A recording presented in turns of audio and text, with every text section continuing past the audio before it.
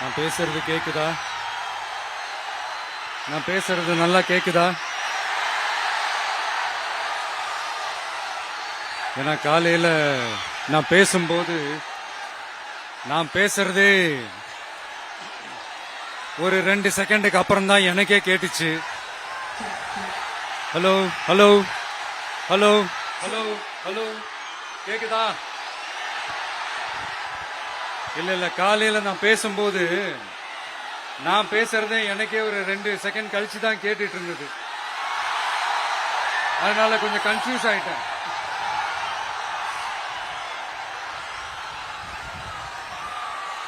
Okay, முதல்ல police டிபார்ட்மெண்ட்டுக்கு என்னுடைய மனமார்ந்த நன்றிகள். அவங்க இல்லனா அந்த பைபாஸ்ல இருந்து இந்த ஸ்பாட்டுக்கு என்னால வந்திருக்க முடியுமான்னு எனக்கே தெரியல. So once again, thank you so much.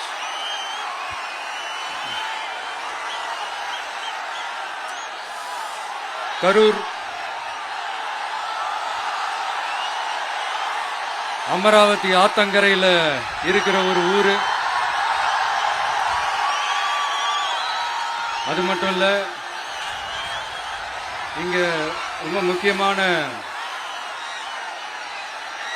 Textile market ரொம்ப ஃபேமஸ், எல்லாருக்குமே தெரிஞ்ச ஒரு விஷயம் தான்.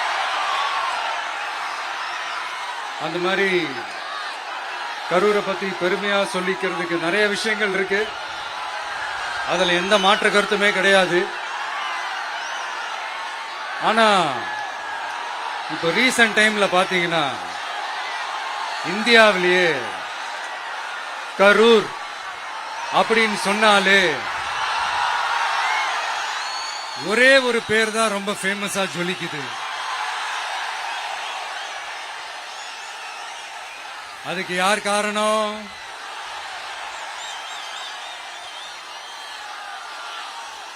யார் காரணம்னு உங்களுக்கு தான் தெரியுமே. சரி, அதை பத்தி கொஞ்சம் அப்புறமா பேசுவோம். இப்ப நம்ம கரூர் மாவட்டத்தில் இந்த வாக்குறுதிகள்லாம் கொடுத்தாங்கல்ல, அது செய்வோம் இது செய்வோம் எல்லாம் சொன்னாங்கல்ல, அது ஒரு சின்ன லிஸ்ட் தான். அதை ஃபர்ஸ்ட் பார்த்துடலாம்.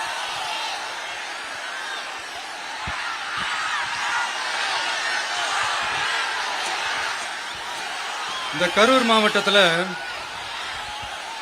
இந்த பேரீச்சை வளர்க்க சிறப்பு திட்டம் செயல்படுத்தப்படும். இத்திட்டத்தின்படி பேரீச்சை வளர்க்க நிதி உதவி வழங்கப்படும்.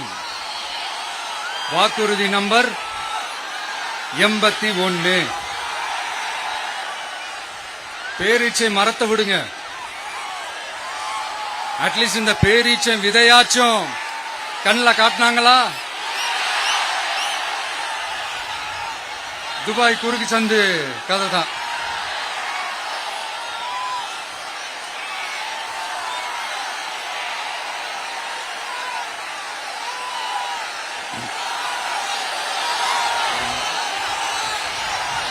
போறீங்களா?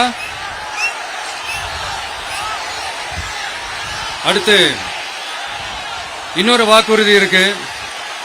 கரூர் விமான நிலையம் அமைக்க நடவடிக்கை எடுக்கப்படும்னு வாக்குறுதி நம்பர் 448. ஆட்சியே முடிய போகுது. 4.5 வருஷம் முடிஞ்சிருச்சு.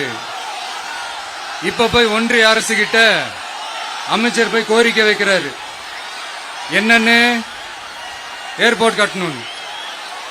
ஐயா அமைச்சரே, இதுதான் உங்க டக்கா?